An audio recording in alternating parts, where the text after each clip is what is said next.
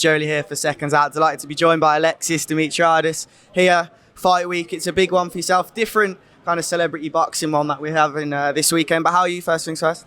Yeah, feeling really good. JJ's trained really hard. You know, it's difficult. A lot of people thinking about putting guys for YouTube fights. He's not been training for a YouTube fight. He's been training for boxing fights. So he's been training really well. Weight's looking good. I mean, he was cruising underweight. You know, so weight's not the issue. Opponents, great, ready to fight whoever. How have you seen the transition over the last few months that you've been working with him? He's obviously been posting a lot on socials. There's one clip that went viral of him before camp and now in the middle of camp. It's been a great change. Yeah, I think when you allow professionals to take control of your eating, of your running, of your sleeping, of your training, and you kind of have full faith into it, you can see a huge change. He's changed dramatically, but he's got a massive amount of drive as well. So he's a super tough kid with a lot of drive in everything he does. So it's a pleasure to coach. He's just following the rules and working really hard. Yeah, no, I can imagine it wouldn't have been the easiest journey. It's been a roller coaster to get to where we are. There's been Alex Wasabi fight, then there was for a couple of days we didn't know who'd be fighting, then it was Swarms. Now there's two people. Have you ever been involved in anything like this? You've coached MMA fighters, Derek Chisora, David Hay, boxers as well, but is this one of the strangest roller coasters you've been on? No, I've had tournament fights before. I've coached a prize fighter in the UK with one of our guys, Yasin Almachi, won 3 fights in one night and won it. So I've done some tournament stuff before, but JJ's the type of guy that he's super fit and we spar, for the round. So he's had a fight, recovery, and then another fight in the gym. So we've done that a fair few times back to back now. So I'm confident in him and his fitness. Obviously, the event, the adrenaline, 20,000 people screaming, that changes you even the most disciplined fighters make mistakes because of that. But JJ is a game day kind of kid. Every time he's got to step up to the plate, he performs way better. So I'm just excited for him and confident and looking forward to the show. Whose idea was this 2 fights in one night? It was a team's idea. I mean, JJ's got a massive influence in it, but us as a team, I mean, we work together on everything. So when you get an opponent, the team goes through the opponent list and we look at the guys and we understand that none of these YouTube boxers have ever fought pro boxers before. You get pro boxers that have never fought guys with wins on their record. The majority of boxers that that are famous, have never ever had a fight where they've got a guy's had a win. They're normally like 0-20 or debuts. So for JJ to be fighting a kid who's had 50 amateurs, 2 wins as a pro and I think 3 or 4 losses is a huge deal. And the kid's a Mexican, like it's their national sport. So it's a massive thing. And then not to mention you've got Swarms, who is a bit of a mixed bag. You don't really know what you're going to get. So that's probably a very dangerous fight too. In the grand scheme of things, even though people think he's not this or he's not that, you've also got to remember it's a flight or fight for people. And Swarms is the type of kid that's going to fight. We expect. So, these are dangerous matches. So, it's all about keeping concentration levels up. How did you come to the decision of just fighting Swarms first fight on the card and then obviously Lucas Pineda last? Was that just a simple thing? No, I think you've got to go with weight divisions. I don't think you should go with the heavier guy last. A lot of people would be thinking to have the hard guy first, but Swarms could be coming in at 220 pounds plus or 210. We don't know where he's coming in weight-wise. I mean, they're saying this way, that way, but the truth is he's a real heavy guy and he's going to have a swing on him. So I'd like JJ to have all of his attributes and faculties intact and his reactions intact. And then when you go into a second fight, you can use your boxing and get your balance on and assess. It's almost easier to deal with a guy who throws conventional punches than it is with a novice or with a wild kid who throws from different angles. So I think it's the right way around to make the fights. Okay, obviously there's been a lot made since JJ's fight with Logan Paul about he throws wild. I'm sure you've obviously been brought in and you've worked a lot on that. How slick, how much have you seen an improvement? Yeah, the one thing to remember about JJ and about fighters and people in general are that what you don't do is take away their attributes. So I could put a guy in and I could teach him how to box as an amateur. I've got kids who have taken to the Olympics. I've got kids who are world champions. Super slick boxers who have boxed since the age of 5 years old. Some since they were the age of 2 years old. And they're amazing and national champions. JJ's not that.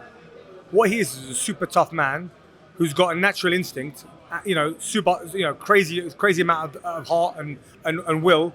And now we've honed his fighting style, which is his style, and we've added the safety of it and we've added the skill set. But we don't want to take away things that make him dangerous. The one thing that made him win that fight was his tenacious ability, were his overhands, were his shots. To get a guy who's a natural hooker to throw down the pipe, you can do, but it takes a little bit more time. To give a guy, that slick boxing style takes a lot of time and experience. So sometimes we've been brought in to prepare JJ for fights. So I'm not teaching JJ since he was 2 years old. I've been given a time slot to get him ready for a fight. So he's sparred over 125 rounds for this camp, live rounds. People trying to kill him. He's been getting injured. He's hurt people. He's knocked people out. He's had his nose broken. He's had his hand broken. But he's been through the wars. He's in a live fight gym where nobody's taking it easy on him. So I think that our job is to prepare him for battle. 2 fights in one night. Obviously, we're adding skill. We're going to make him a boxer, but that will take a bit more time. It's one of those things where you can't expect him to have a Canelo slip after a year of boxing. It just doesn't happen. Well, it seems like he's made improvements regardless. Just have to talk about the Jake Paul fight. Forgetting this weekend, obviously, regardless of what happens, obviously we expect him to get the win. But how soon would a fight with Jake Paul be made? It seems like they both want that fight. Yeah, look, JJ's improved tremendously. His boxing IQ has gone up massively. His fight IQ has gone up massively. With regards to Jake Paul, I just think stylistically, Jake's a tough guy, but they fit each other stylistically. Jake's got an overhand. JJ's got an overhand. JJ's done a lot of rounds with boxers. Jake's work rate is not massively high. He's a talented guy and he's a tough kid, and he comes with a good coaching team and a great team. But so does JJ, and I think as a man-to-man, that fight's something that 2023 100% stadium is what we're looking for. Do we want JJ to have more fights? Yeah, because not to catch up, but just to hone your skills. Like if you gave us a date, if they signed a contract and there was a date of, let's say, summertime Wembley Arena, we would need stadium rather. Sorry, we would say yeah, sure, no problem. But we just get more rounds in sparring. The date's the issue. The level of JJ is not. He's ready to go no matter what. But we always want more fights because he hasn't fought in 3 years. So that adrenaline of that crowd, it's going to play a factor in everything, right? Which is why it's great to get 2 fights in one night out. How difficult is that fight to make with all the politics, being in boxing yourself? How difficult would it be to make, do you think? I think if we go by Jake's last statement and JJ's last statement, which is just super ballsy, JJ said, fuck the money, let's do it, winner takes all. That's how a man should behave, and that's how fights should be made. That's how we do fights, and that's the kind of fights we want to be involved in. You don't always see that in pro boxing. No, but we do the same thing. When our guys fight, we don't take percentages if they're losing. We only take percentages of our fights winning. That means we're man of our words. We stand by our job, and we want our guys to win, and we don't profit from losing. I don't want to be involved in anything losing. So I like the fact that JJ is that kind of kid that goes all in. I believe in his style, and so does he. And if Jake Paul believes in his style, which I'm sure he does, then there should be no problem. I mean, obviously there's logistics, a bit of money here or there to take care of camps, and I'm sure there'll be a good ticket split and pay-per-view split, whatever. But ultimately, the winner takes all. It's a huge fight. I mean, there's no reason why we can't do it. None. From our end of our camp, every person involved in the team have said no problem to that, no fee, winner takes all. Okay, just a couple more. One on that fight. How would you see it going working with JJ? We haven't seen as much as you will have seen in the gym in the recent weeks and months. Yeah, I mean, that Paul's got the Jake Paul fight has got it's got that intensity written all over it. I mean, there's so much on the line for both the kids. That it's an enormous fight, and I just know from being around JJ that he rises to the occasion, and he's got an insane work rate. His cardio is very good. Like I said, I've trained heavyweight champions of the world. I've trained guys that fought Usyk for 12 rounds and arguably won fights. I know what I've got, and JJ's a killer. Like he's no joke. Obviously, getting that performance out is what we're looking to do, which is why we're looking for these fights and just to get back on the horse as quick as we can and get as many fight outs as we can before we have that fight. Not because we're not technically good enough, but you've got to remember that we haven't been there for 3 years. So you definitely need that. You definitely need that comeback. You need to make sure that you're performing. One thing doing it in the gym, other thing performing in a show, right? So that's what we've got to do. Okay, we're going to have to catch up another time to talk pro boxing, Usyk, AJ, everything. But just while we finish this one off today on the YouTube boxing, for the people that don't know, what is your experience in the game? You just mentioned your experience at high level in boxing, heavyweight division. What is your history in the sport? Yeah, I mean, we've all boxed since we were kids, but obviously we branched into the MMA part of things. It's a lot. It was a lot more open back when we started in the 90s, a long time ago, where the rules and regulations, everything's changed now. And obviously we boxed. I mean, David Hayes has been a friend of mine for many, many years, and we've coached him for a long time. We've been involved in lots of high quality fight camps. Trained Dylan White as well. Trained him. Had to have an MMA fight, but also kickboxing, and trained Olympians in our gym. We've owned gyms where we've had Olympic gold medalists, James DeGale fighting out of there, Steve Newland, great amateur coach who's worked for us for over a decade. So we've been involved in amateur boxing and pro boxing with the Derek Chisoras of the world, and loads of other pros. I mean, obviously, I don't really want to mention too many of them, but some of them are active now, doing really, really well. But we are specialised in boxing skills and conditioning. Some of the stuff that we do, we don't, because we have so many fighters. We've got over 100 contracted fighters to us. So it's a lot of guys. So it's difficult to be in every single fight. It's difficult to be in every single camp. But obviously, we have our part to play in them on managing these kids. But for us, it's I think we've main evented pretty much some of the biggest fights on the planet in every organisation.